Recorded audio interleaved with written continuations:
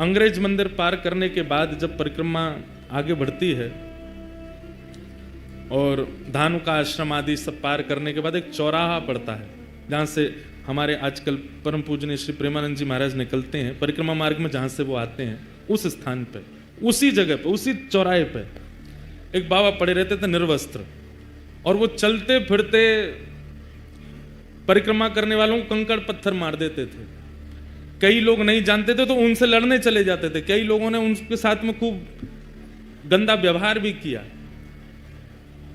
परंतु वो अंतर्निष्ठ महात्मा थे, निर्वस्त्र रहते थे बिल्कुल। दिसंबर जनवरी भयंकर कोहरा में भी निर्वस्त्र पड़े रहते थे, कोई कंबल दे जाए तो पहन लेते थे, कोई रोटी दे जाए तो पा लेते थे। अब वो नहीं है शरीर से, पर वो अंतर्निष्ठ महात्मा थे। ऐसे भक्तों को जो अपनी भक्ति छुपाते हैं उनको ठाकुर जी बहुत जल्दी प्रेम करते हैं। तो अर्जुन ने जैसे ही सुना कृष्ण भक्त,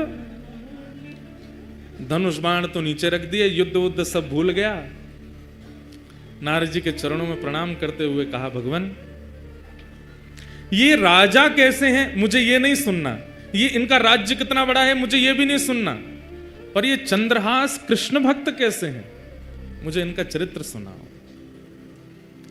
और आपको सुनकर के आश्चर्य होगा, नारद जी महाराज बोले तो फिर अस्त्र शस्त्र दूर रखो, अस्त्र शस्त्र दूर रखे। बोले पूरी सेना को कहो ये भी अस्त्र शस्त्र दूर रखें, सब लोग बिल्कुल श्रोता बन करके बैठो।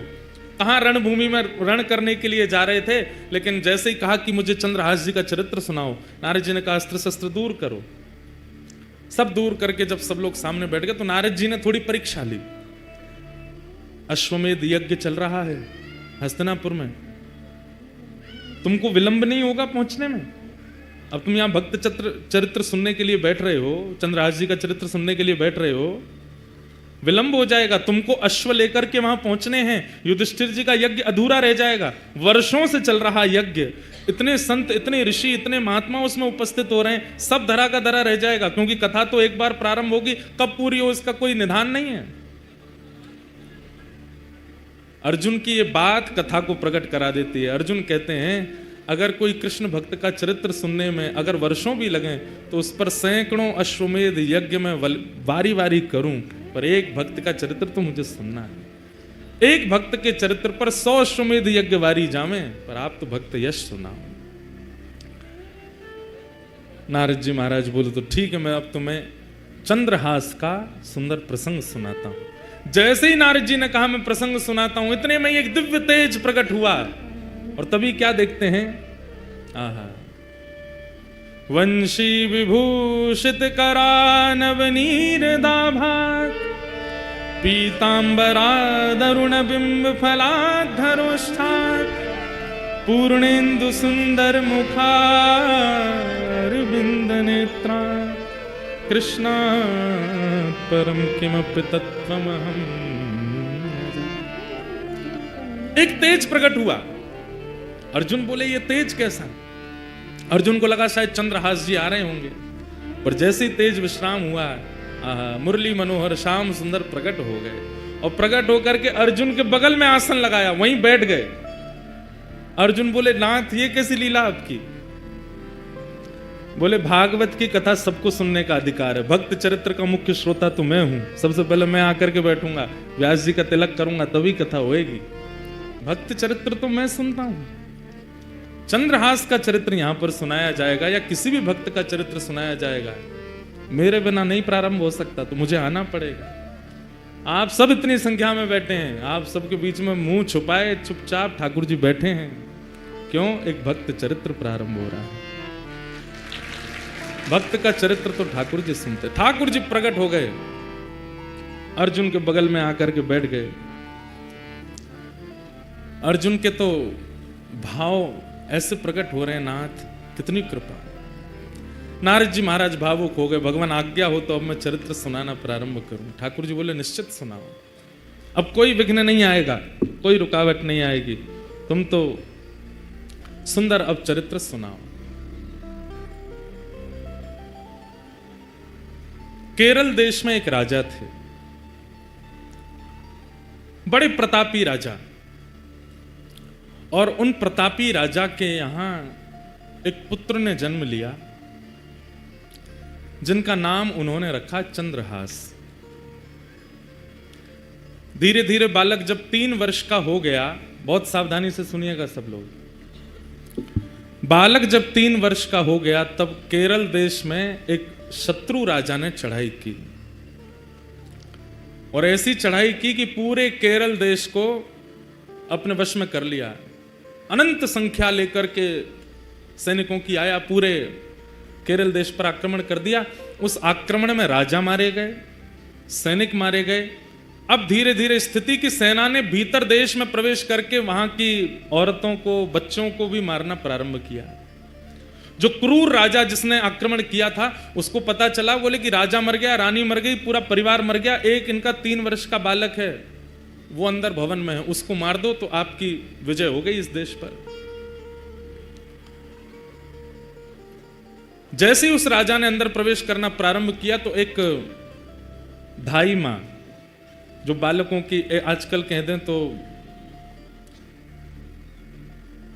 बेबी सिटर करते हैं ना, बच्चों की जो ध्यान रखते हैं, दूध पिलाना, खिलाना, नहलाना, बड़े बड़े घरों में रखते हैं लोग, एक धाई मां, उनकी एक धाई मां चंद्रहास बालक की, उसको जैसे ही पता चला कि कोई आक्रमण में सब मारे गए हैं और अब वो राजा यहीं आ रहा है इस बालक को मारने के लिए, तुरंत बालक को उठा करके उसके जितने राजकीय वस्त्र थे सब उतार दिए, सोने चांदी आदि जो भी उसने पहन रखा था सब उतार उतार करके फेंक दिए। मैले कुचैले वस्त्र जो सामान्य लोगों के होते हैं वो बालक को पहना दिए, कालीत उसके मुख पर पोत दी, अजीब सा उसका रूप कर दिया, केश बिखेर दिए, कड़ूले आदि सब उतार उतार करके फेंक दिए, और अपने सौल में लपेट करके बालक को लेकर के जा रही हैं। बालक से कह रही हैं, 3 वर्ष के हैं अभी चंद्रहास, कह रही हैं कोई अगर पूछे कि ये कौन है तो तुम धाई मां मत बोलना है, बोलना ही मेरी मां है बेटा, आज से मैं ही तेरी मां हूं। माता पिता दोनों चले गए, पूरा राज्य नष्ट हो गया। धाई मां ने बालक को अपनी सौल में लपेटा, गोद में लेकर के पीछे के रास्ते से सामान्य लोग जहां से भाग रहे थे वहीं से निकल के जाने लगे। जगह जगह नाकाबंदी पर सबको देखा जा रहा था। अंदर से राजा ने घोषणा कर दी कि राजकुमार को लेकर कोई भाग गया है, ढूंढो उसको, कहां है। बहुत सुंदर चरित्र है बंधुओं, सावधानी से सुनना। बालक को लेकर के धाई मां जैसे ही बाहर आने लगी तो एक सैनिक ने रोका। कौन हो? महाराज मैं तो सामान्य स्त्री हूं, मेरा घर जल गया, पति मर गए, जा रही हूं कहीं, भाग जाऊंगी, मुझे भी मार देंगे नहीं तो। कौन है ये बालक, इसका मुख दिखाओ। बालक का जब रूप दिखाया तो फटे कुचैले वस्त्र पहने हैं, मुख पर गंदगी लपेटी हुई, लग ही रहा था कि धाई मां का ही बालक है। ए बालक, ये कौन है? चंद्रहास बोले, ये मेरी मां है। ठीक है, जल्दी जाओ, निकलो यहां से। जैसे तैसे वहां से प्राण बचा करके उस बालक के वो धाई मां निकल गई। बहुत व्याकुल है चित्त से, इतनी दूर जाना है कि कहीं से भी उस राजा को ये राजकुमार मिल ना जाए। तो दक्षिण केरल देश से चलकर के वो मां उत्तर भारत तक चलकर के आई बालक को लेके। महीनों लगे, साल लगे, कितना समय लगा पता नहीं। और ग्वालियर के पास में जो कुंतलपुर गांव, जिसके बारे में हम लोग सुनेंगे, जहां के ये राजा बने कालांतर में, वहां पहुंच गए। वहां के तत्कालीन राजा कोई थे, उनके मंत्री थे, उसका नाम था दृष्टबुद्धि। क्या नाम था? दृष्टबुद्धि। दृष्टबुद्धि के पास जाकर के धाई मां ने कहा, मैं दासी हूं, बहुत निपुण हूं, आप मुझे जो काम कहेंगे मैं करने को तैयार हूं, मुझे कोई नौकरी दे दीजिए। मां को लगा अब उत्तर भारत में कम से कम इतने 1000 किलोमीटर की दूरी है, कम से कम यहां सुरक्षित रहेंगे राजकुमार। दृष्टबुद्धि, दृष्टबुद्धि कुंतलपुर के राजा के मंत्री हैं। मंत्री ने जैसे देखा, अच्छा ठीक है, हमारे यहां तो बहुत सेविकाएं हैं, काम तो लगे रहते हैं, क्या कर सकती हो? बोले जो कहोगे वो करने को। और ये तुम्हारा बालक, ये तो छोटा है, खेल लेगा यहां बाहर बच्चों के साथ में, ठीक है। और वहां उस धाई मां को एक नौकरी मिल गई, राजा के दरबार में कुछ काम आदि करती। और चंद्रहास राजकुमार अब पूरा नगर दाई माँ को जानता है, जितने लोग जानते हैं सब कहते हैं ये बालक कौन है? बोले कि ये दासी पुत्र है। कहां एक राजमाता का पुत्र, कहां एक राजा का राजकुमार, और अब क्या बन गए हैं? दासी पुत्र। 2-2 दिन तक भोजन नहीं मिल पाता है, रात्रि सोने की व्यवस्था नहीं हो पाती है, दाई माँ के साथ ही चंद्रहास रहते हैं। बंधुओं, यही जीवन है। कब दिन बिगड़ जाएं या बदल जाएं कुछ कह नहीं सकते हैं। और एक बात हमेशा याद रखिएगा, दिन होना और रात होना इस बात का प्रतीक है। इस संसार में कोई भी व्यक्ति या इस सभागृह में कोई भी व्यक्ति ये नहीं कह सकता कि मैंने आज तक केवल दिन ही देखा है, रात नहीं देखी, या रात देखा है दिन नहीं देखी। सब देखा है। इसका मतलब दिन क्या है? यश। दिन क्या है? संपत्ति। दिन क्या है? प्रबलता। दिन क्या है? ऐश्वर्य। और रात्रि क्या है? सब इसका उल्टा। सबको देखना पड़ता है। और एक बात कहें आपको, बहुत फैक्ट बात है, हम सबका जीवन 10-10 वर्षों में विभाजित है। 10 वर्ष अच्छे निकलेंगे, 11वें वर्ष से फिर 10 वर्ष कुछ कठिनाइयां रहेंगी, फिर अगले 10 वर्ष ठीक निकलेंगे, फिर अगले 10 वर्ष कठिनाइयों से निकलेंगे। इसी को कहते हैं कि 10 वर्ष हम लोग सीखते हैं और 10 वर्ष उस सीखे हुए से कमाते हैं। सबके जीवन में ये नियम आता ही है। किसी किसी के प्रारंभ जीवन में ही आ जाता है, किसी के मध्य जीवन में, किसी के अंत जीवन में, पर ये 10 वर्षों का विभाजन चलता ही रहता है। राजा, केरल देश के राजा का पुत्र अब दासी पुत्र है। सूरदास जी एक पद गाते हैं। ये पद वैसे तो हमारे व्रज में गोपियां उद्धव जी से कहती हैं, क्योंकि उद्धव जी महाराज वृंदावन गए थे और ठाकुर जी से कह के गए थे कि सुबह जा रहा हूं, शाम तक आ जाऊंगा। लेकिन उद्धव जी कितने दिन में लौट के गए? 6 महीना लग गए उद्धव जी को। तो उद्धव जी जब गोपियों को समझाने के लिए आए तो गोपियां उद्धव जी को देख करके क्या कह रही हैं? वही शब्द श्री सूरदास जी गा रहे हैं। क्या? उद्धव जब टेढ़े दिन आवे, उद्धव जब टेढ़े दिन, उद्धव जब टेढ़े दिन आवे, उद्धव जब टेढ़े दिन आवे।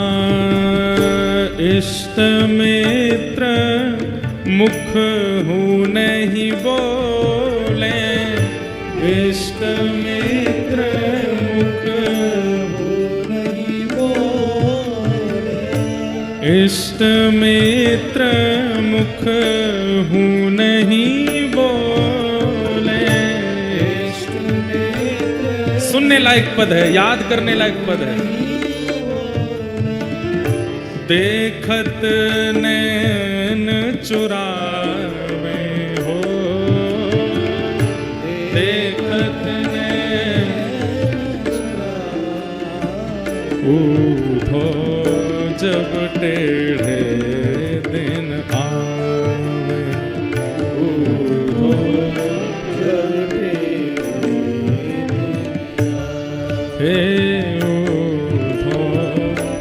जब टेढ़े दिन आवे। जिनके टेढ़े दिन आके निकल चुके हैं वो रिलेट करेंगे, और जिनके नहीं आए हैं वो सावधान हो जाना, ऐसा ही होने वाला है। हम यहाँ कोई चिकनी चुपड़ी बात नहीं करेंगे कि कुछ नहीं होगा जीवन में, होगा, निश्चित होगा। किसी का जीवन एक रस नहीं रह सकता इस संसार में, चाहे मैं ही क्यों ना हूं। सबके जीवन में संकट और ऐसी विपरीत टेढ़े दिन सबके आते हैं, आएंगे जरूर। पर करना क्या है? दुख की घड़ी से भागना नहीं है, जूझना है, लड़ना है। और वो लड़ना जूझना आचार्य सिखाते हैं, सत्संग सिखाता है। जब टेढ़े दिन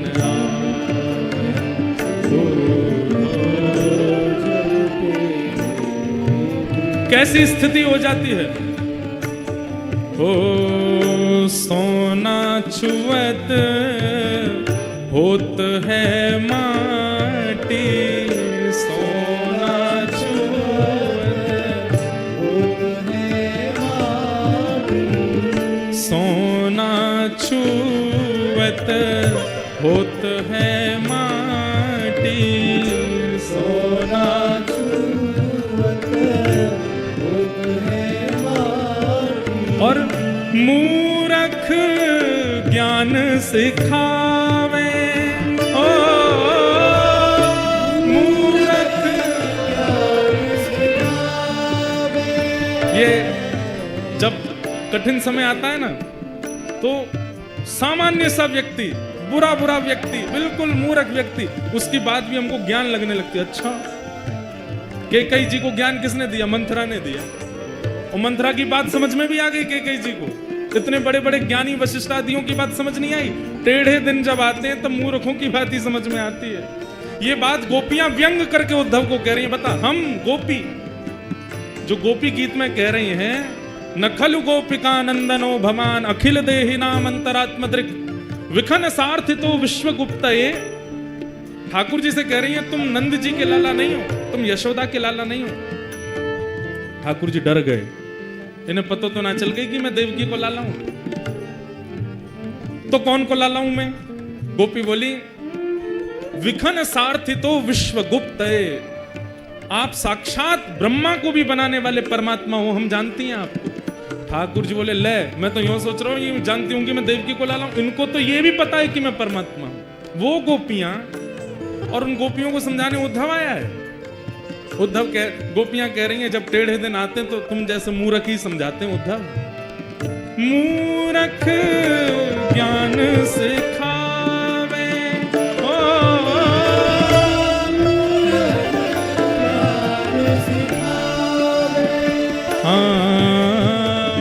मूर्ख ज्ञान सिखावे, उद्धव जब टेढ़े दिन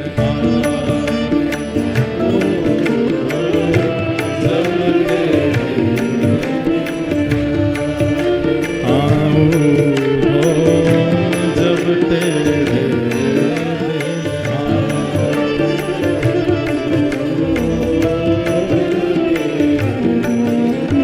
और अब यहाँ पद तो हमने चंद्रहास जी की स्थिति के लिए गाया। कैसे टेढ़े दिन आए हैं कि कहां एक राजकुमार अब दासी पुत्र कहलाते हैं। कितनी परीक्षा है चंद्रहास की। माता जी चली गई, पिताजी चले गए, एक राजकुमार केरल देश का अब ग्वालियर के पास में एक राजा के यहाँ पे दासी का पुत्र बना बैठा है। पर इस पद में गोपियां अपनी विरह वेदना भी कह रही हैं, उद्धव हमारे टेढ़े दिन आए हैं, कन्हैया के भी टेढ़े दिन आए हैं। बोले काय को? तब गोपियां कहती हैं, शब्द सुन लो अपने आप पता चले क्या कह रहे हैं। टेढ़ी मेढ़ी बनी कुंवरी, टेढ़ी मेढ़ी बनी कुंवरी। किसकी बात हो रही है? कुब्जा। टेढ़ी मेढ़ी बनी कुंवरी, टेढ़ी मेढ़ी बनी कुंवरी, वाको हरी लिपटावे,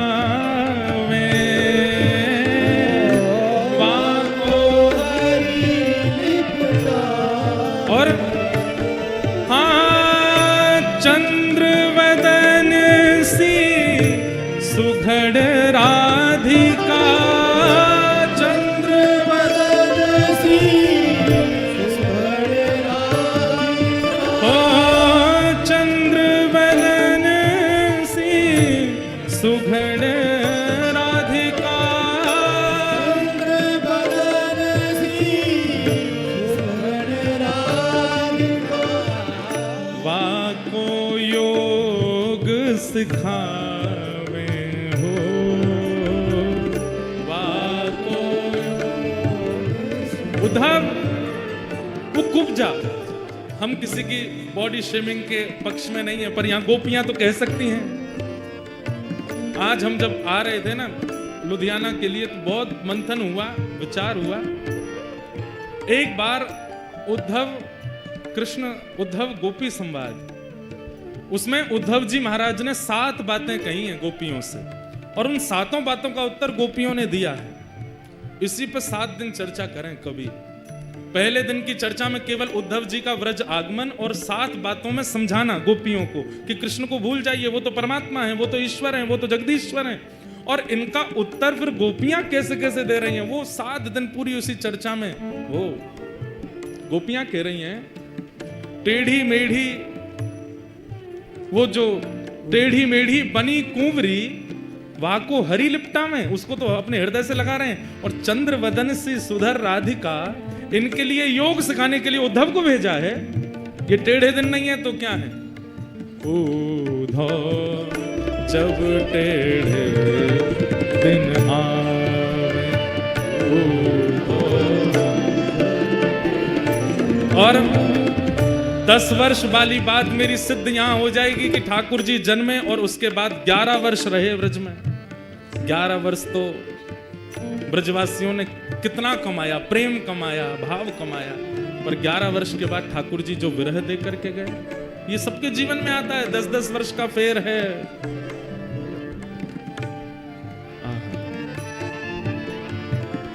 सूरदास विधना के आगे,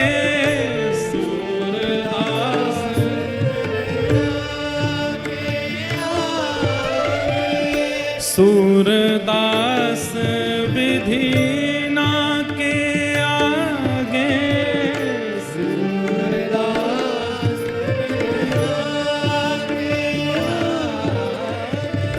काको दोष लगावे, काको दोष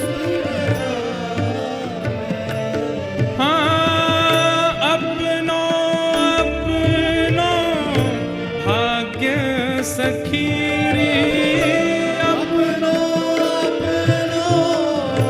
भाग्य सखीरी, हे अपनो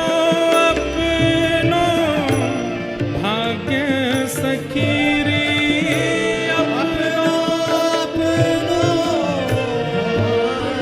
सखीरी, छिन भरी तरना पावे,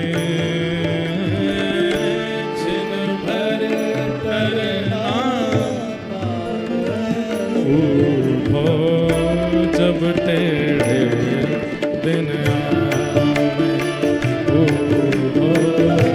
जब हे उद्धव जब टेढ़े दिन आवे, उद्धव जब टेढ़े दिन आवे, अपनो भाग्य सखीरी, अपनो भाग्य सखीरी, काको दोष लगावे, काको दोष लगावे,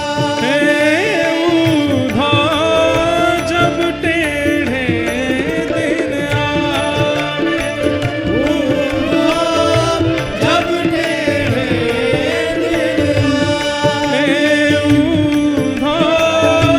जब टेढ़े दिन आवे,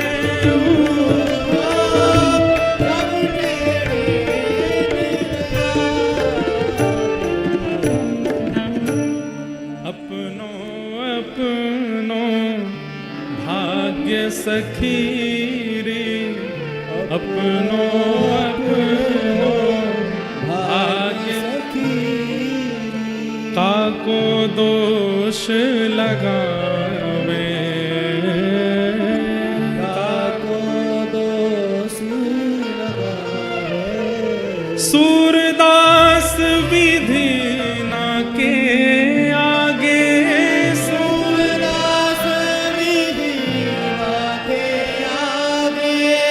छिन क्षण पलटिक ना पावे ऊधो, जब टेढ़े दिन आए ऊधो, जब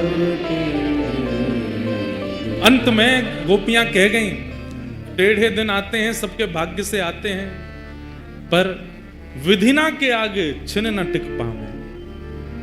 अगर किसी के चित्त में, उस गोस्वामी तुलसीदास जी प्रसिद्ध बात है, सबको पता है, दीन कहे धनवान सुखी, धनवान कहे सुख राजा को भारी, राजा कहे महाराजा सुखी, महाराजा कहे सुख इंद्र को भारी, इंद्र कहे चतुरानन को सुख, ब्रह्म कहे सुख विष्णु को भारी, तुलसीदास विचार कहे हरि भजन बिना सब जीव दुखारी, सब दुखी।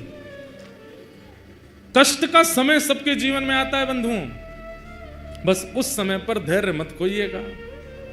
ये 10 दिन में जो भजन किया, 10 वर्ष में जो भजन किया, वो 10 वर्ष कष्ट के जमावेंगे। तब उस भजन से बल लेकर के बस उससे जूझ लीजिए, निकल लीजिए, शांत रहिए, मौन रहिए। आज चंद्रहास जी एक दासी पुत्र हो गए। कैसा उनका जीवन, छोटे बच्चों के साथ में बाहर गली में खेलते हैं, नाली में गिर जाते हैं, सब कुछ राजकीय अब नष्ट हो चुका है और दासी पुत्र के नाम से ही जाने जाते हैं। लेकिन ठाकुर जी जब परीक्षा लेने पे आते हैं तो बंधुओं अति कर देते हैं कई बार।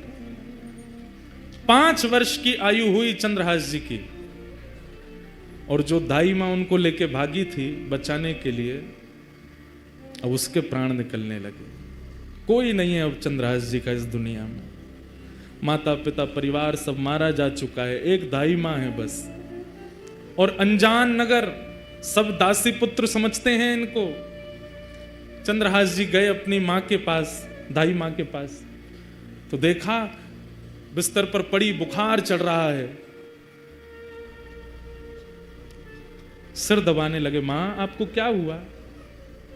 चंद्रहास का हाथ पकड़ लिया, बालक अब मैं जाने वाली हूं, आप जा रही हो, मैं किसके पास जाऊंगा फिर? मेरा कौन है यहाँ पे? माता पिता जा चुके हैं, आप मुझे यहाँ ले आई, मैं आपको ही माँ मानता हूँ, यहाँ सब लोग मुझे जानते नहीं हैं, मुझे कोई पूछता भी नहीं, आप भोजन कराती हैं तो मैं खाता हूँ, आप मुझे नहलाती हैं तो मैं नहा लेता हूँ, मैं किसके पास रहूंगा अब? सुनो चंद्रहास, इधर आओ, आज के बाद कोई पूछे तुम्हारी माँ कौन है तो कहना कृष्ण मेरी माँ है। कोई पूछे तुम्हारे पिता कौन है तो कहना कृष्ण मेरे पिता है। कोई पूछे कि तुम्हारा आश्रय कहाँ है तो श्री कृष्ण के चरणार बिंदों को ही अपना आश्रय बताना। कोई पूछे तुम्हारा सर्वस्व कौन है तो कृष्ण ही तुम्हारे सर्वस्व है। बोलो चंद्रहास, तुम्हारी माँ कौन है? चंद्रहास रोते हुए बोलते हैं कृष्ण मेरी माँ है। जानते भी नहीं है कृष्ण है कौन, बस माँ समझा रही है। कौन है तुम्हारी माँ? कृष्ण मेरी माँ। तुम्हारे पिता कौन है? कृष्ण मेरे पिता हैं। तुम्हारे सर्वस्व कौन है? कृष्ण मेरे सर्वस्व। और यही कृष्ण मेरे सर्वस्व, कृष्ण मेरे सर्वस्व कहते कहते कहते दाई माँ ने भी प्राण त्याग दिए। अकेले रह गए हैं चंद्रहास पूरी दुनिया में, अब कोई नहीं है उनके पास। नारद जी कथा सुना रहे हैं और सामने बैठ के कृष्ण अर्जुन दोनों रो रहे हैं। चंद्रहास जी का चरित्र। चली गई मां, किसी के घर में किराए पर या कैसे भी रहती थी, उन घर वालों ने अब चंद्रहास जी को घर से निकाल दिया। मां तो थी, काम करके कुछ देती थी, अब तू अकेला क्या करेगा यहां पर, निकल जा। छोटे से 5 वर्ष के चंद्रहास निकल गए घर से। कभी किसी वृक्ष के नीचे सो जाते हैं,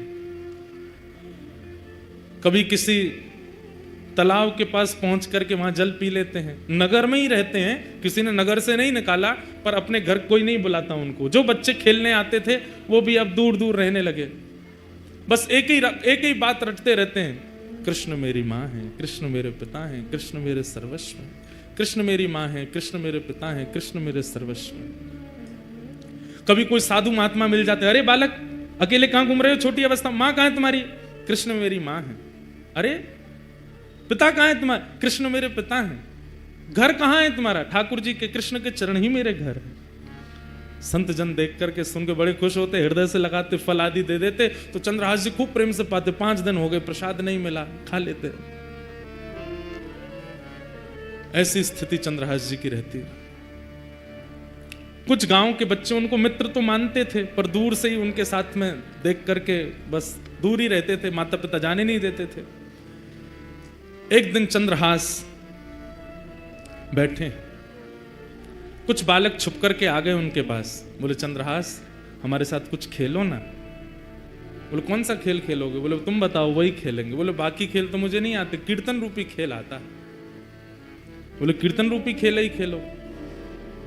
बोले इसमें क्या करना पड़ता? बोले एक गाएगा, बाकी सब उसके पीछे गाएंगे।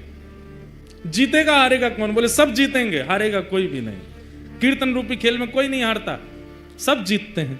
चंद्रहास जी अपने भुजा उठा करके चारों तरफ बालकों को बैठा करके कीर्तन करते हैं। सारे बालक चंद्रहास जी के पीछे पीछे गाते हैं।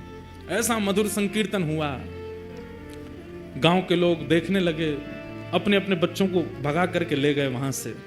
मना किया था ना इसके पास मत आना, अभागा है, पता नहीं कहां से आया, इसकी मां का भी कोई परिचय नहीं, 2-3 वर्ष यहां रही, दासी बन करके मर गई वो भी, अब इसके पास कोई नहीं आएगा। दूर रहते थे सब। चंद्रहास जी एक पेड़ के नीचे बैठ करके केवल चिंतन कर रहे हैं, कृष्ण मेरी मां है, कृष्ण मेरे पिता हैं, कृष्ण मेरे सर्वस्व। कठिन परिस्थिति सबके जीवन में आती है बंधुओं, बस उस परिस्थिति में ठाकुर जी का त्याग मत करो। कौन से भक्त का चरित्र आप सुने हैं जिसके जीवन में कठिन परिस्थिति ना आई हो? श्रीमन चैतन्य महाप्रभु का चरित्र सुन लीजिए, वे तो साक्षात कृष्ण स्वरूप ही हैं। श्री राधा कृष्ण गौर तनु बनकर के ही चैतन्य महाप्रभु बनकर के आए, पर उनके या उनके अनुयायियों के जीवन में भी कष्ट तो था। हमें दिखता था वो कष्ट, उन्हें अनुभव नहीं होता था। यही तो बात समझने की है कि कष्ट संसार में है, दुखालयम शाश्वतम, संसार को दुखालय कहा जाता है।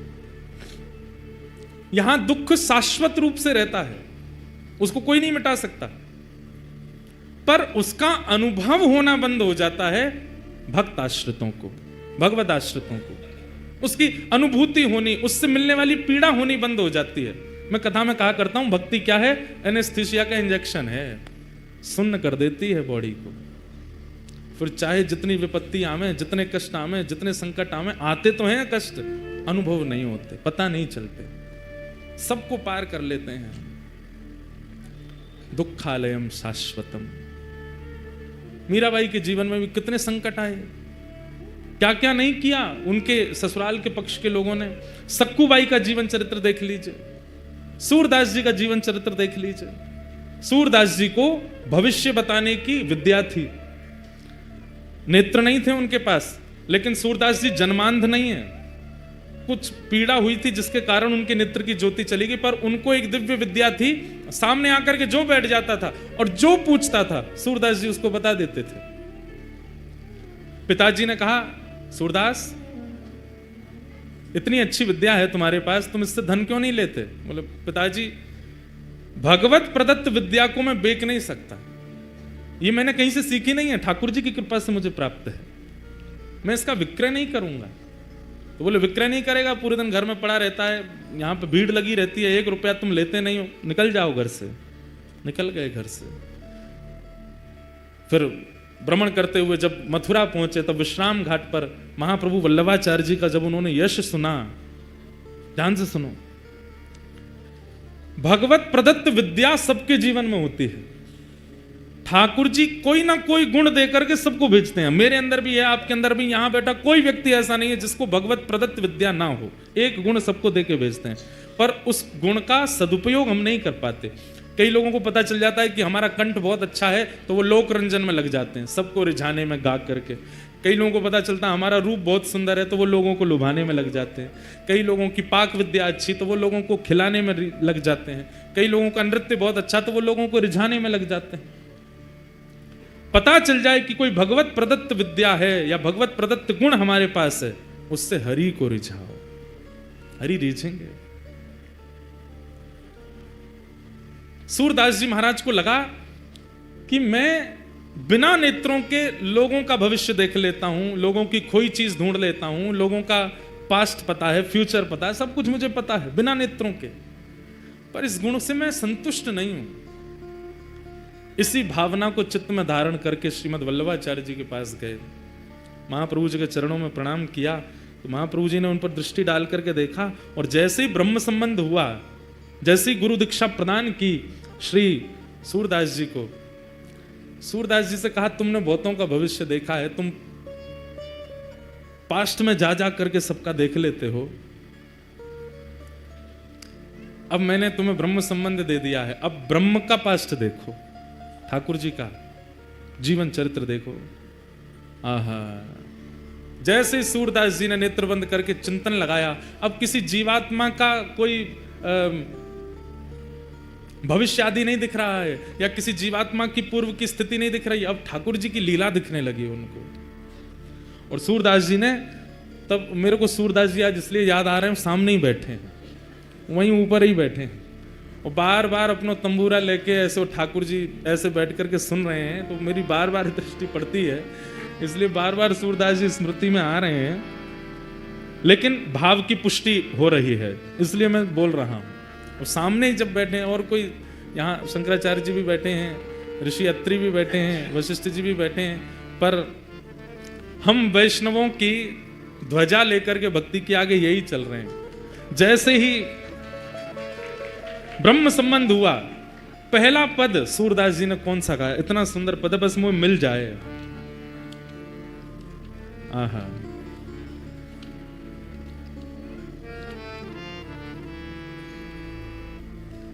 और वो पद ऐसा है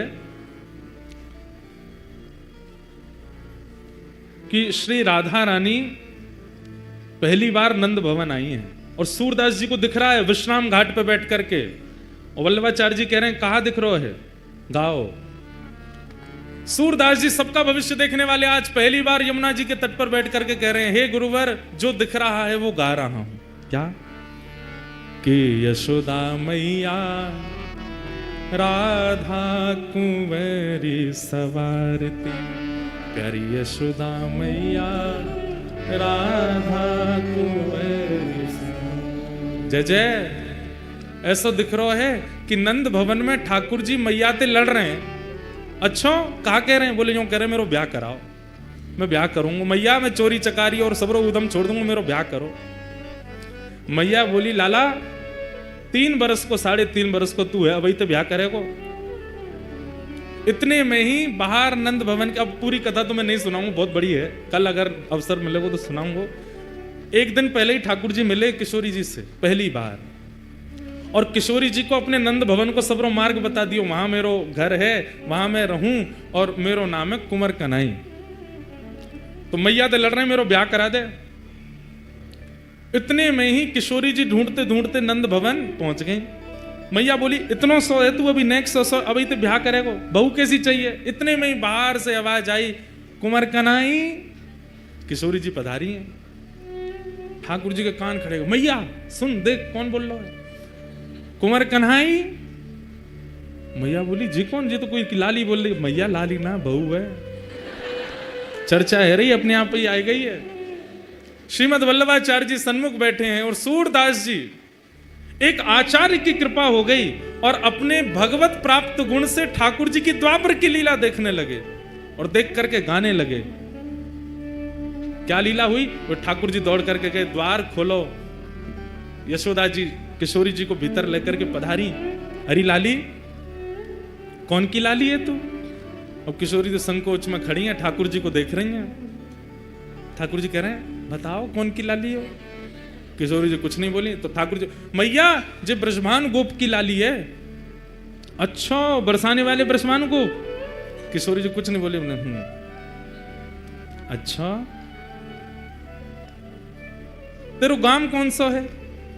मैया बरसाने गांव में रहे, रावल गांव की है। अच्छा तेरी मैया को नाम तो मुझे कछु ऐसो याद है, मुझे याद नहीं आ रहा है। ठाकुर जी बोलो कीर्ति मैया। तो ते पूछ रही हूं मैं, तू काय को बता रहा है, या ते पूछ रही हूं या बता दे।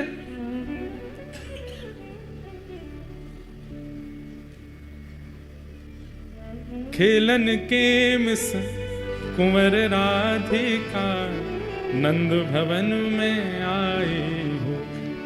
क्रम जो चंद्रदास जी का चल रहा है वो चलेगा, अभी भाव आयो है। सूरदास जी महिते कह रहे हैं सुनाओ। किशोरी जी आ गई हैं, माता जी पूछ रही हैं पर ठाकुर जी सबरो उत्तर दे रहे हैं। ठाकुर जी को पकड़ के मैया बोली, अरे इतनी देर से तू बोल लो, तू कब मिलो जाते, कहां मिलो। अब किशोरी छोड़ दी, ठाकुर जी पकड़ लिए। आहा, तो ठाकुर जी कहा क्या उत्तर दे रहे हैं, कितने भोले हैं हमारे लाल जी। जमुना तीर कलही में भूलो, जमुना तीर कलही में भूल, बाह पकड़ ले आई हो, बाह पकड़ ले आई हो। ठाकुर जी कह रहे हैं मैया कल जमुना जी पे घूमते घूमते मैं नंद भवन को रास्ता भूल गए हो।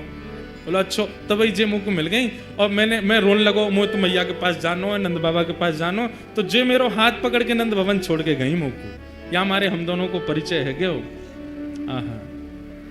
आवत इहाँ तो ही सकुचत, आवत इहाँ तो ही मैं दे सो ही बुलाई हो, मैं दे सो ही बुलाई हो। मैया तो ये देख के डर गई है, या हमारे इनके बहाने मैं बोल रहा हूं मैया मैया एक बात कहनी। बोले कहा, कान में ही कहूंगा। मैया ने अपना कान नीचे किया, ठाकुर जी बोले यही तो ब्याह कराए दो मैया, यही तो मेरा ब्याह कराए दो, यही बढ़िया है। तब यशोदा मैया किशोरी जी को अपने गोद में बैठा में अंदर से ठाकुर जी को श्रृंगार लेके आई हैं। जो श्रृंगार ठाकुर जी को धारण कराया जाए वो समस्त श्रृंगार पेटी लेकर के आई हैं। और ठाकुर जी तो कह रही हैं, ए लाला चल काजर लेके आ, माथे चुनरी लेके आ। ठाकुर जी दौड़ दौड़ के नंद भवन से सब सामग्री लेके आ रहे हैं, सब ला के सामने धर दे, मैया या को श्रृंगार कर दे। और यशोदा मैया जशोदा राधा कुंवर संवारती, बड़े बार सीमत शीश के प्रेम सहित निहारती, मांग पारी बैनीजू सवारती, गूंत सुंदर भांति, गोरे भाल बिंदु वदन मन इंदु प्रात रवि कांति। पूरी ठाकुर जी को जैसे श्रृंगार करें वैसे श्रृंगार कर रही हैं यशोदा मैया। और ठाकुर जी श्रृंगार ढूंढ रहे हैं बढ़िया वारो। मैया जे नग पहना कितना बढ़िया लगेगा, मैया बार पहना रही हूँ, ठाकुर जी को देखते जा रही हैं। बड़ा अपने श्रृंगार के तो उतार उतार के भगे। अब मैया मैं श्रृंगार करके खुद ना देख पाऊं ना, या देखता रहूंगा, या को कर दे। खूब सुंदर श्रृंगार कर दियो, पाजे पहना दी, मांग में सिंदूर भर दियो, पामन में अलको लगाई दियो, गोद भराई कर दी लाली की। ये दृश्य दिख रहा है किसको?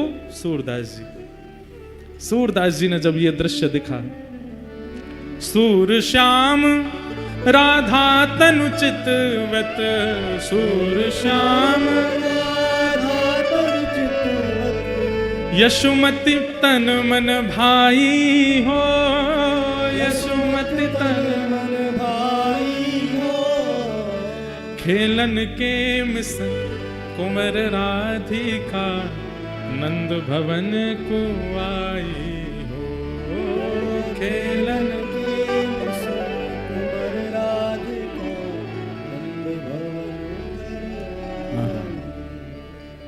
ऐसी सुंदर ये लीला दिखने लगी सूरदास जी को।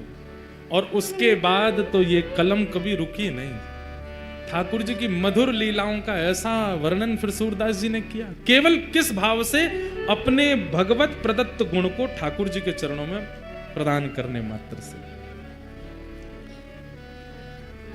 कष्ट तो जीवन में था सूरदास जी के, पर गुरु कृपा से संपूर्ण जीवन आनंदमय हो गया। ठाकुर जी की लीला प्रकट होने लगी।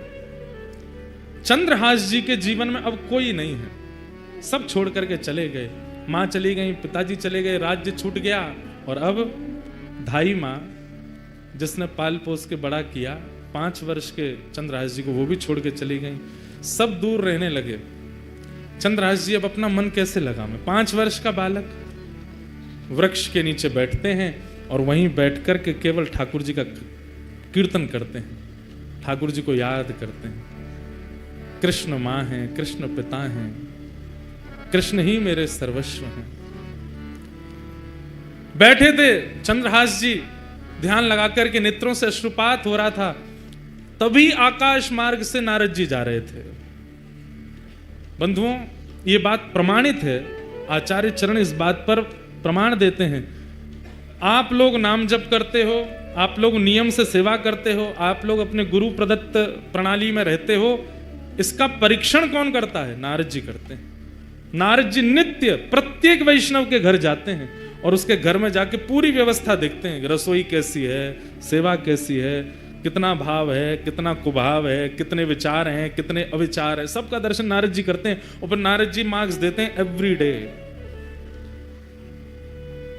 अभी तक नहीं मिले ठाकुर जी, या को मतलब क्या है, नारद जी ने फेल ही कर रखे हैं, हम विचारों में पास नहीं है। नारद जी महाराज आकाश से देखते हुए जा रहे थे। हरिदास वर्य हैं नारद जी, हरिदासों में श्रेष्ठ। नारद जी ने जैसे देखा चंद्रहास बालक को, देवतुल्य हैं, तुरंत नेत्र बंद कर दे। पूरा चंद्रहास जी का चरित्र आ गया उनके चित्त में। अरे इसके तो माता जी मर गई, पिताजी चले गए, राज्य छूट गया, सब कुछ छूट गया, अब धाई माँ भी चली गई, और अब ये बैठ के ठाकुर जी का चिंतन। ठाकुर जी को जानता नहीं है, केवल धाई माँ कह गई, ये कृष्ण ही तुम्हारे पिता माँ है, उनके पास जाओ। उनका चिंतन कर रहा। नारद जी प्रकट हो गए सामने। चंद्रहास जी को बढ़िया सुगंधी सी आई तो नेत्र खोल करके देखा। आहा, सुंदर वीणा हाथ में लिए, देव दत्ताम मिमाम वीणाम स्वरत ब्रह्म विभूषिताम मूर्छयित्वा हरि कथाम गायमानश्चराम्यहम्। नारद जी सामने खड़े हैं। चंद्रहास जी बोले, हे ऋषिवर, मैंने अनेक संत ऋषियों के दर्शन किए, पर आप जैसा तेज और आप जैसी उपस्थिति से जो मेरे चित्त में प्रसन्नता, ऐसा मुझे पहले कभी नहीं हुआ। आप कौन हो? नारद जी बोले, मैं नारद हूं। ये नारद कौन है? चंद्रहास जी को क्या पता, कथा आदि तो कभी सुनी नहीं। नारद जी बड़े प्रसन्न हुए, बोले, नारद चंद्रहास, मैं परम भक्त हूं ठाकुर जी का, ठाकुर जी मुझसे बहुत प्रेम करते हैं। कौन ठाकुर जी? बोले, श्री कृष्ण। श्री कृष्ण नाम सुनते ही चंद्रहास जी तो व्याकुल हो गए। मेरी मां कृष्ण, मेरे पिता कृष्ण, मेरे सर्वस्व, और जो धाई मां बोल के गई वही कृष्ण। बोले, हाँ, मैं उनको बहुत प्रिय हूं, उन्होंने मुझे भेजा तुमसे मिलने के लिए। चंद्रहास जी रोने लगे, मेरे सब छोड़ के मुझे चले गए, धाई मां बोल के गई कृष्ण ही मेरे सर्वस्व हैं, वो मुझे कैसे मिलेंगे? कृपा करके मुझे बताओ ना। नारद जी महाराज बोले, मिलेंगे, जल्दी मिलेंगे। उससे पहले तुम्हें अभी बहुत कुछ करना है, और तुम्हारे द्वारा बहुत कुछ होना है, ताकि और वैष्णवों को भी प्रेरणा मिले। इसलिए चंद्रहास, सबसे पहले तुम दीक्षा ग्रहण करो, आओ मेरे पास। और श्री चंद्रहास जी को सामने बैठा करके श्री नारद जी महाराज ने दीक्षा प्रदान की। अब यहां प्रश्न उठा, कौन सा संप्रदाय? संप्रदाय सब अपने हैं, कोई बड़ा कोई छोटा नहीं, परंतु यदि नारद जी की दृष्टि से देखा जाए तो श्री निम्बार्क संप्रदाय। क्यों? क्योंकि नारद जी की परंपरा निम्बार्क संप्रदाय की है, वहां गोपाल मंत्र आदि है। वही दीक्षा नारद जी ने चंद्रहास जी को दी। गले में कंठी माला पहनाई, सिर पर तिलक लगा दिया, और कान में मंत्र कह करके कहा कि अब नित्य इस मंत्र का जाप करना है। चंद्रहास, ठाकुर जी तुमको मिलेंगे। और अब एक चीज और करनी है, क्या? ठाकुर सेवा। सेवा से मन की मनीलता जाती है। मैं कैसे सेवा करूंगा? मेरे पास तो ना घर है, ना मकान है, ना आसन है, ना सिंहासन है, कुछ भी नहीं है। मैं तो खुद पेड़ के नीचे रहता हूं, कोई आश्रय मुझे मिलता नहीं। कीर्तन गाता हूं तो कई बार लोग कीर्तन करने के लिए घर पर बुला लेते हैं, तो भोजन प्रसाद पवा देते हैं। मैं ठाकुर जी की सेवा कैसे करूंगा? बोले, तुम चिंता मत करो, तुम्हारे पास ठाकुर जी हैं। बोले, मेरे पास? बोले, हाँ। कहाँ हैं? तुम जो गोटियों से खेलते हो, कंचा, उनको लेके आओ। तो खूब सारे कंचे इकट्ठे किए थे चंद्रहास जी। पूरे दिन अकेले क्या करें, उनसे ही खेलते रहते थे। उन्हीं कंचों में एक बहुत सुंदर श्याम वर्ण के वो शालिग्राम जी थे, और उनको भी रखा था। नारद जी ने ढूंढ करके कंचों के बीच में शालिग्राम जी निकाले, बोले, ये हैं, ये ठाकुर जी हैं। चंद्रहास, अब इन्हीं की सेवा तुमको करनी है। ये ठाकुर जी हैं, मैं तो इनसे खेलता था। तो बोले, तो क्या हो गया, पता नहीं था ना तुमको? अब हम बता रहे हैं, ये ठाकुर जी हैं, शालिग्राम भगवान है। फिर शालिग्राम भगवान कौन होते हैं, कैसे होते हैं, पूरी कथा सुनाई नारद जी ने चंद्रहास जी को। ये कौन है, कैसे हैं, कहां से आए हैं, कैसे इनका प्रादुर्भाव हुआ। अभी देवोत्थान एकादशी, तुलसी शालिग्राम विवाह, उस दिन शालिग्राम जी का जन्मोत्सव भी है, उसी दिन शालिग्राम जी प्रकट हुए। पूरी कथा सुनाई। बोले, गंडकी नाम की परम भक्ता ने भगवान की स्तुति गाई कि मैं यशोदा जी की तरह गोद में खिलाना चाहती हूं। तो ठाकुर जी ने सतयुग त्रेता द्वापर में तो उनकी गोद में वास्तविक में खेले, पर कलयुग आते ही भगवान ने आज्ञा की कि अब देवी ये कार्य नहीं हो पाएगा। गंडकी रोने लगी तो आपकी वाणी सफल कैसे होगी नाथ? तब ठाकुर जी बोले तो एक काम करो, क्या तुम नदी बन जाओ और हम शालिग्राम बन करके तुम्हारे भीतर विराजेंगे, तुम्हारी गोद में खेलते रहेंगे। और वही गंडकी नदी बन गई, शालिग्राम जी उसमें विराजते हैं। ये पूरी कथा नारद जी ने चंद्रहास जी को सुनाई। चंद्रहास जी ने शालिग्राम जी की महिमा जान करके बड़े प्रसन्न हो गए और कहा, पर गुरुदेव मैं सेवा करूं कैसे? ना मुझ पर चंदन है, ना रोली है, कुछ भी तो नहीं है, ना इत्र है, ना कोई माला है, क्या कैसे करूंगा? तब नारद जी ने कहा, बोले सबसे सरल सेवा है इनकी। बोले क्या? दिखा के खाओ, धो के पी लो।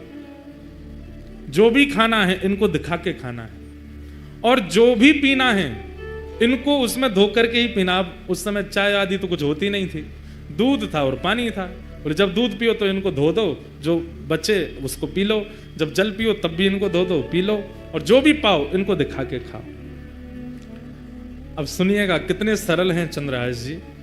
चंद्रहास जी बोले, मुझ पे तो जेब भी नहीं है, मैं इनको कहां लिए घूमूं? नारद जी बोले, अब तुम देख लो, अब हमने तुमको सेवा बता दी है, तुमको जैसे रुचि लगे। तुम्हारे पास जब गोटी बन के खिल सकते हैं तो जैसे तुम रखोगे वैसे रह भी लेंगे। सोई चंद्रहास जी ने शालिग्राम जी मुंह में धर लिए। बोले, गुरु जी ये बढ़िया है। बोले क्या? जो भी खाऊंगा इनको दिख करके ही पेट में जाएगा, जो भी पीऊंगा धुल करके ही पेट में जाएगा। आप लोग ऐसा मत करना, कहीं आप ऐसे करो। जैसे ही मुंह में शालिग्राम जी रखे, नारद जी के नेत्र सजल हो गए। वाह भैया शालिग्राम, इस ब्रह्मांड में दो ही हुए जिन्होंने मुंह में शालिग्राम रखे, या तो गोपाल जी या चंद्रहास। या तो गोपाल जी ने मुंह में ठाकुर जी रखे। आज भी कहते हैं कि वो गोपाल शालिग्राम जी विराजमान है ब्रज में। कई लोग बोलते हैं ब्रज में विराजमान, कई बार उन पे दो दतुइयां भी गड़ी हुई हैं, ठाकुर जी काट गए उनको, दो दांत भी बने हुए हैं। नारद जी ने हृदय से लगा लिया, वारे चंद्रहास तेरी भक्ति बहुत सुंदर। छोटे से शालिग्राम जी को अपने मुंह में रखते हैं चंद्रहास जी। जो भी खाते हैं उस खाई हुई वस्तु को शालिग्राम जी देख लेते हैं, पा लेते हैं। मुंह में लेके वस्तु कहते हैं, है शालिग्राम देख लो क्या खा रहा हूं, पा लेते हैं। जब जल पीते हैं तो शालिग्राम जी का स्पर्श होके चला जाता है। ऐसे चंद्रहास भक्त। नारद जी ने उनको पूरी विधि बता दी, भजन कैसे करना है, नियम कैसे करना है, जब कैसे। एक बात बंधुओं याद रखो, गुरु के वचन अटल कर मानो। अगर गुरुदेव की आज्ञा हो गई कि 4 बजे उठना है, तो भले ही आपकी हिम्मत नहीं होती है, उठना शुरू कर दो। 4 बजे उठने मात्र से ठाकुर जी मिल जाएंगे। गुरु जो आज्ञा कर दें, जैसी आज्ञा कर दें, बस उस पर अटल विश्वास कर लीजिए। गुरु के वचन अटल कर मानो, साधु समागम कीजिए, मन रे कृष्ण नाम कह लीजिए। जब गुरु के वचनों के प्रति हमारा अविश्वास हो जाता है ना, ठाकुर जी भी फिर दूर हो जाते हैं। गुरु के वचन अटल कर मानो, गुरु आज्ञा पर कोई संशय मत करो, संदेह मत करो। नारद जी महाराज ने समझा दिया सब, खूब प्रेम से अपने गाल में रखते, सेवा करते। फिर नारद जी ने कुछ व्यवस्था बता दी, तो फिर मुंह में एक आध दिन ही रखे, फिर नारद जी ने आगे कुछ व्यवस्था कर दी, तो वैसे रखते थे। पर कथा प्रसंग ऐसे ही कि उन्होंने मुंह में ही दल लिए थे पहले। अब चंद्रहास जी बड़े प्रेम से सेवा में लग गए ठाकुर जी की। बंधुओं, संत कौन है? बसंत ऋतु की तरह है। ऋतुओं में सर्वश्रेष्ठ बसंत ऋतु होती है, पूरे पृथ्वी को हरा भरा कर देती है। परंतु बसंत ऋतु से पहले पतझड़ जरूर आती है। इसका मतलब क्या है? संत जीवन में आपके प्रसन्न अवस्था में आ जाएं, बहुत सब कुछ अनुकूल है, तब संत का आगमन हुआ, तो अभी मत समझना बसंत आई। पर सब हार गए, टूट गए, सब छूट गया, बिल्कुल विचलित स्थिति हो गई जीवन की। उसके बाद अगर संत आए तो समझो अब बसंत आई है, अब हरियाली आवेगी, कृष्ण नाम आवेगा, कृष्ण जीवन में आवेंगे, सब आनंद में हो जाएगा। इनकी कृपा से सब मंगल में होगा। चंद्रहास जी के जीवन में बहुत संकट आए, पर नारद जी जब से आए, ठाकुर जी जब से दे गए, तब से चंद्रहास जी बड़े प्रसन्न रहने लगे। अब आगे घटना घटती है। दृष्ट बुद्धि नाम का जो मंत्री था, चंद्रहास जी का चरित्र खूब बड़ा है, हमको तो ये संशय कल भी पूरा हो पाएगा कि नहीं, पर आप लोग सुनो, अधूरा रह जाएगा तो फिर से आ जाएंगे डंडी स्वामी जी के यहाँ सुनाने। पर पहली बार सुना रहे हैं, बिल्कुल नया चरित्र है, इसलिए बहुत ध्यान से सुनो, बहुत अद्भुत है। चंद्रहास जी सेवा करते हैं ठाकुर जी की, और बस प्रार्थना जैसे गोपाल भट्ट जी करते हैं कि हे नाथ, प्रहलाद के लिए खंभ से प्रकट हो गए थे आप, मेरे लिए शालिग्राम जी से प्रकट नहीं हो सकते। और तभी श्री गोपाल भट्ट जो की हृदय वेदना, तो हम कहां निवेदन कर रहे थे कि शालिग्राम जी की सेवा कौन कर रहे हैं? चंद्रहास। और नित्य प्रार्थना करते हैं कि जैसे आप सबके लिए प्रकट भय नाथ, मेरे लिए कब प्रकट हो गए। ठाकुर जी से निवेदन करते हैं, वंदन करते हैं, प्रार्थना करते हैं। अब तो बच्चे आते हैं उनके पास खेलने के लिए, सब गोटियां रखते हैं, गोटियों का ही सिंहासन है, उसमें शालिग्राम जी विराजमान रहते हैं बीच में। बच्चे कहते हैं हमको और नहीं, यही वाली गोटी चाहिए। कहते हैं गोटी नहीं है, ये तो मेरे प्राण हैं, ये तो मेरे जीवन है, ये तो मेरे सर्वस्व हैं। बच्चे उपहास करते हैं, गांव के लोग उपहास करते हैं, बोले गोटी को भगवान मान करके पूछता है, गोटी को भगवान मान करके घर घर जाते हैं, प्रार्थना करते हैं, मोए रोटी नहीं चाहिए, मैं आपको वापस कर जाऊंगा, मेरे ठाकुर जी विराजमान, उनको भोग लगा दूं। जाते हैं, भोग लेते हैं, अपने ठाकुर जी को अर्पित करते हैं, अर्पित करने के बाद फिर वापस उसी घर में जाते हैं, भोग लग गया ठाकुर जी का, अब आप पालो। तो दया करके घर के लोग कहते हैं नहीं कोई बात नहीं चंद्रहास, तुम ही पालो। चंद्रहास जी बड़े सुंदर थे, कई बार गांव के लोग उनके रूप माधुरी को देख करके बोलते थे कितना अभागा है, इसका भाग्य कैसा है कि इसकी माँ इसको लेके आई, चल बसी, आज इसका कोई भी नहीं है, पर इसका रूप देखो कितना सुंदर है, इसके रूप माधुरी आदि सब कितनी मनमोहक है। धीरे धीरे चंद्रहास थोड़े बड़े होने लगे, ऐसी स्थिति में ही रहते थे। तो धृष्ट बुद्धि जो मंत्री था उस नगर का, उसकी एक बेटी थी और एक बेटा था। बेटी का नाम था विषया। क्या नाम था? विषया। और बेटे का नाम था माधव। एक बार गालव ऋषि, जिनकी वजह से ग्वालियर नाम पड़ा स्थान का, उन गालव ऋषि का आगमन उस नगर में हुआ, कुंतलपुर में। सब लोग सावधानी से सुनो, इधर देखो। गालव ऋषि का आगमन हुआ तो मंत्री जी ने उनका खूब स्वागत सत्कार आदि किया, और सत्कार करने के बाद कहा भगवान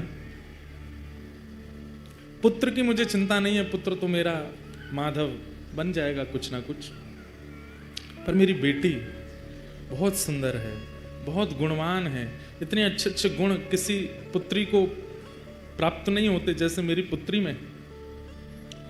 आप कृपा करके इसकी जन्म कुंडली या इसकी हस्तरेखा देख करके बताओ इसका भविष्य कैसा होगा। और मुझे सबसे बड़ी चिंता तो है, मैं बोल नहीं पा रहा हूं, पर इसका पति कौन होगा, किससे इसका ब्याह होगा। गालव ऋषि बोले लाओ दिखाओ। जैसे ही विषया का हाथ देखा, हाथ देख करके उसकी पूरी कुंडली आदि सब बना करके गालव ऋषि बोले धृष्ट बुद्धि, तुम्हारी पुत्री को परम सुंदर पति प्राप्त होगा, बहुत सुंदर, उसको देख करके सब न्योछावर हो जाएंगे, इतना सुंदर स्वरूप उसका होगा, ठाकुर जी जैसा स्वरूप होगा। सुन करके पूरा नगर प्रसन्न हो गया, सब घर के लोग प्रसन्न हो गए, आनंदित हो गए, वाह सुंदर वर मिलेगा। कन्या वर्यते रूपम, शास्त्र आज्ञा करते हैं। वो बात अलग है कि धन के कारण ब्याह करना पड़ता है, संपत्ति के कारण ब्याह करना पड़ता है, परिवार के प्रेशर में ब्याह करना पड़ता है, लेकिन अगर स्त्री से पूछो तो कन्या वर्यते रूपम, उसको रूप ही चाहिए, पतिदेव जो है हमारे सुंदर हो। जो भाई लोग थोड़े सुंदर नहीं है वो उदास नहीं हो जाना, मायूस नहीं होना। रूप की सुंदरता नहीं, हृदय बुद्धि की सुंदरता, वो सुंदर होना चाहिए। वैसे सबको खुद सुंदर ही लगते हैं, सब अपने आप को शीशा में जब देखते हैं तो कैसा भी व्यक्ति क्यों ना हो, वो भी उस समय बड़ी अदब में अपने बाल काटता है, उसको भी लगता है कि मैं सुंदर ही हूं। तो सबको तो अपने आप का सुंदर ही अनुभव होता है, पर रूप की सुंदरता का क्या करना है? वो रूप रूप नहीं है, जिस रूप से ठाकुर जी की अवलोकन ना होते हो, दृष्टि ना देखती हो, वो कान नहीं है जो ठाकुर जी की कथा ना सुनते हो, वो हाथ नहीं जो सेवा ना करते हो। सबसे बड़ी बात है कि माताओं को सोचना चाहिए पति कैसा हो, भगवत भक्त हो।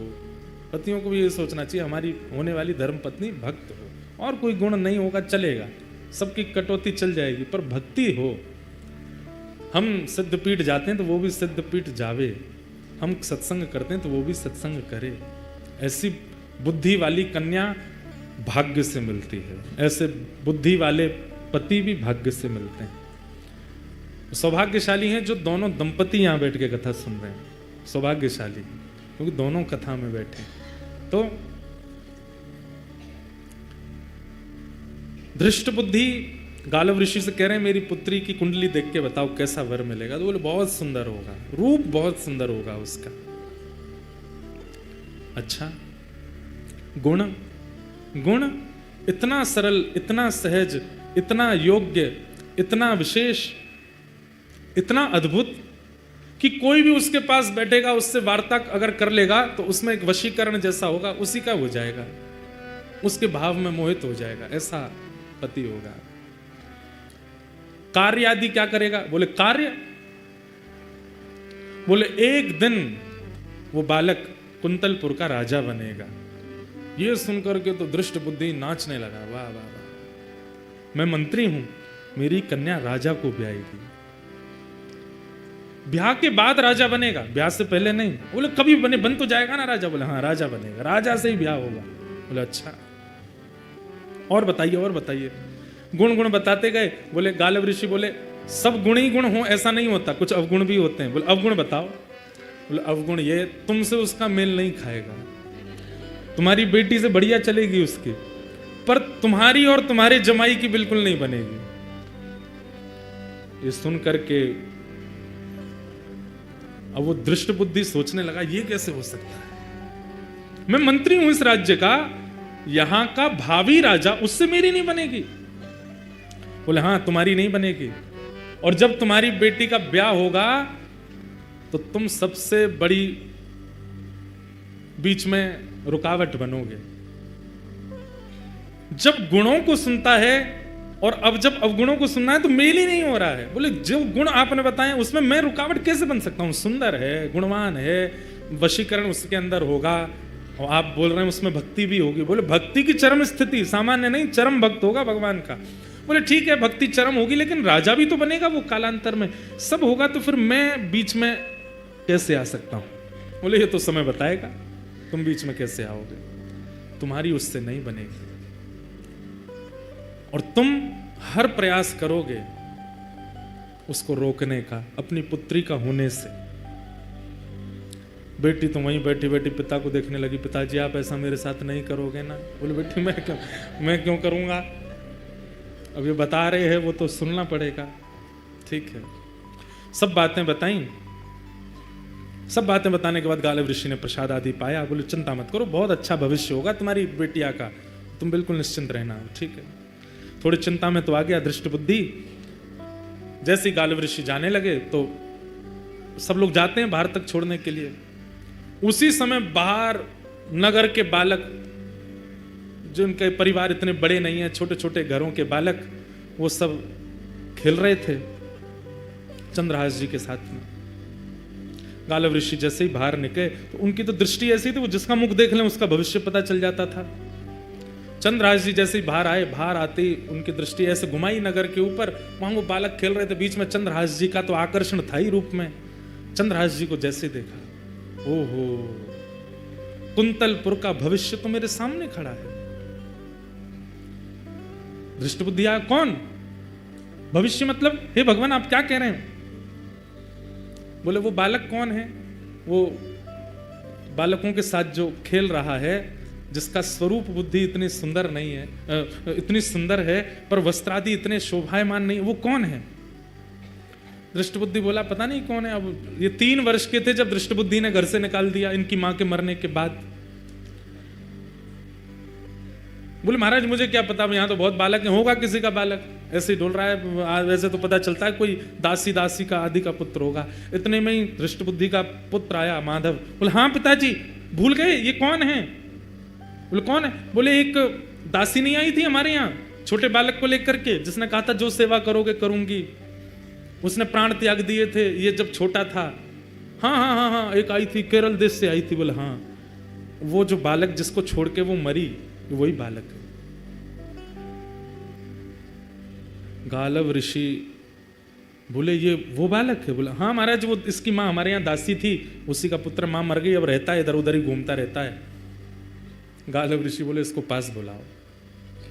पास बुलाया, सामने आकर के खड़े हो गए चंद्रहास जी, हाथ सिर पर रख दिया। स्पर्श नहीं करते थे गालव ऋषि किसी का, चंद्रहास जी के सिर पर हाथ रखा। बोले कुंतलपुर का भावी राजा है, इस नगर का राजा होगा। सुन करके धृष्ट बुद्धि बोला आप क्या बोल रहे हैं? इसकी माँ का पता नहीं, पिता इसके हैं नहीं, परिवार कोई है नहीं, ये राजा कैसे बन सकता है? राजवंश का राजकुमार राजा बनेगा? बोले मैंने जो बोल दिया वो होगा, और सुनो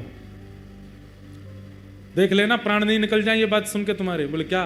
तुम्हारी बेटी का भी इसी से ब्याह होगा, तुम्हारी बेटी विषया का इसी से ब्याह होगा, यही तुम्हारा जमाई बनेगा। सुन करके धृष्ट बुद्धि मूर्छित हो गया। गालव ऋषि की बात धृष्ट बुद्धि के दिमाग में नहीं बैठी, उठ करके खड़ा हो गया धृष्ट बुद्धि। और अब स्थिति हो गई, अभी अभी बता के गए हैं कि तुम विपरीत हो जाओगे, तुम सबसे बड़े अनर्थ का कारण बनोगे, तुम हर प्रकार से रोक टोक करोगे, आदि आदि सब बता के गए हैं। और ये भी बता गए कि यही तुम्हारे जमाई हैं आने वाले। अब उठ करके खड़ा हुआ, जैसे ही देखा चंद्रहास को, फटे से कपड़े पहन रखे थे, धूल मिट्टी लगी पड़ी है, सोने का ठिकाना नहीं, बाल कब से धोए नहीं, जटा बन गए हैं। और अपनी पुत्री को देखे विषया को, ये नहीं हो सकता, असंभव है, ये मैं होने नहीं दूंगा। भीतर चलो, बच्चों को भीतर ले गए, किवाड़ बंद कर दी। गालव ऋषि अपना कहका करके सब चले गए वहां से। अंदर आते ही विपरीत प्रवचन करने लगा। बोले ऋषि जनों की कोई बुद्धि तो होती नहीं है, सठिया गए हैं, ऐसे कुछ भी बोलते हैं, और ऐसा कोई भाव नहीं है। और बिटिया तू चिंता मत करना, एक श्रेष्ठ राजकुल का बालक आएगा, उससे तेरा ब्याह करूंगा मैं। विषया बोली पिताजी महाराज जी बोल के गए थे कि आप होने नहीं दोगे ब्याह, आप वही कर रहे हो। अरे उससे ब्याह कराऊंगा मैं तेरा, देखिए उसके वस्त्र देखिए, उसके कुल का कोई पता नहीं, आदि आदि सब बोलने लगे। बोले संतों की बात ज्यादा नहीं सुनते, और ये सब आपने ही सिखाया था पिताजी, घर में ऋषियां में तो उनके चरण धोना, उनको प्रणाम करना, माला पहनाना, सब करना। आज से सब बंद, कोई संत नहीं आएंगे, कोई ऋषि नहीं आएंगे, किसी की बात माननी नहीं, किसी को हाथ नहीं दिखाना, किसी को कुंडली नहीं दिखानी, और इसका तो मैं देखता हूं क्या करना है। और उसी समय से धृष्ट बुद्धि लग गए किसके पीछे? चंद्रहास जी के पीछे। एक प्रकार से चंद्रहास जी की जो कथा है वह भक्त चरित्र भी है और एक विशुद्ध प्रेम कथा भी है। अद्भुत कथा है, नारद जी सुना रहे हैं, अर्जुन और ठाकुर जी बैठ करके श्रवण कर रहे हैं। बंधुओं, जो अपनों पुरुषार्थ माने, जो अपनों सूरदास जी महाराज आज खूब मुंह पे कृपा कर रहे हैं। सूरदास जी ही कह रहे हैं, होनी टारी नाहि तरे, होनी टारी नाहि, होनी टारी नाहि तरे,